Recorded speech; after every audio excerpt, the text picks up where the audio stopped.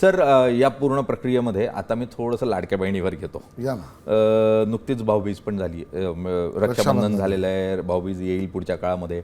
आणि या परिस्थितीमध्ये त्या लाडक्यांचे ज्या अनऑथराईज किंवा ज्या इलिजिबल नव्हत्या अशा लाडक्यांचा डेटा तुमच्या डिपार्टमेंट थ्रू आला होता आणि त्या काहीतरी 21 लाख लाडक्या इलिजिबल नाही अशा स्वरूपाचा डेटा आला.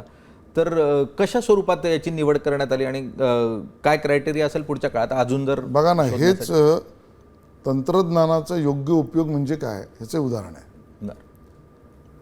जी पात्र आहेत त्यांना मिळालं पाहिजे, जे अपात्र आहेत त्यांनी करदात्यांचा पैसा बुडवला जाऊ नये का अपव्यय होऊ नये.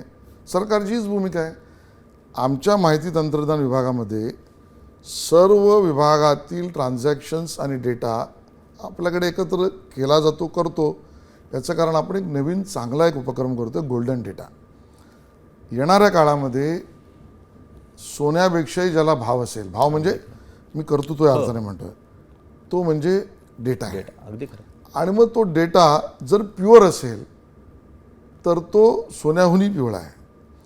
आणि मग प्युअर डेटातनं आपल्याला सरकारी योजनांना सुद्धा लाभ होतो आणि आंतरप्रेनर्स, इनोव्हेटर्स यांना सुद्धा तो डेटा, जेवढी त्यातली DPDP कायद्याअंतर्गत असलेली मर्यादित माहिती न देऊन बाकीच्या आधारावर नवनवीन आपल्याला इनोव्हेशन्स करता येऊ शकतात.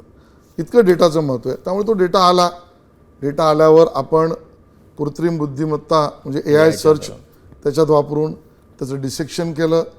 कुठे कुठे लाभार्थी ते आहेत, अन्य कुठल्या योजनेत आहेत का, त्यांचा आर्थिक उत्पन्नाचं स्तोत्र काय, त्याचा आर्थिक उत्पन्नाचा गट काय, असे वेगवेगळे पॅरामीटर्स त्या सर्चमध्ये तंत्रज्ञान समोर स्पष्ट सांगतं. तो आकडा समोर आला आणि मग त्यातून ठरलं की किती अयोग्य लाभार्थी आहेत ते स्पष्ट झालं. पुढच्या काळामध्ये तुम्ही अयोग्य लाभ घेणार नाही अशी अपेक्षा करूयात. आणि मुख्यतः तंत्रज्ञानाच्या जगामध्ये माणसानं माणसाशी संवाद साधणं, सुसंस्कृतपणे वागणं हे गरजेचं आहे. नाही तर तंत्रज्ञान आपल्याला कधी रिप्लेस करेल हे कळणार नाही. त्यामुळे अशी जी तुम्ही आलात, चर्चा केली, त्यासाठी खूप खूप धन्यवाद आणि तुम्हाला खूप शुभेच्छा. धन्यवाद. गणपती बाप्पा मोरया. गणपती बाप्पा मोरया. थँक्यू.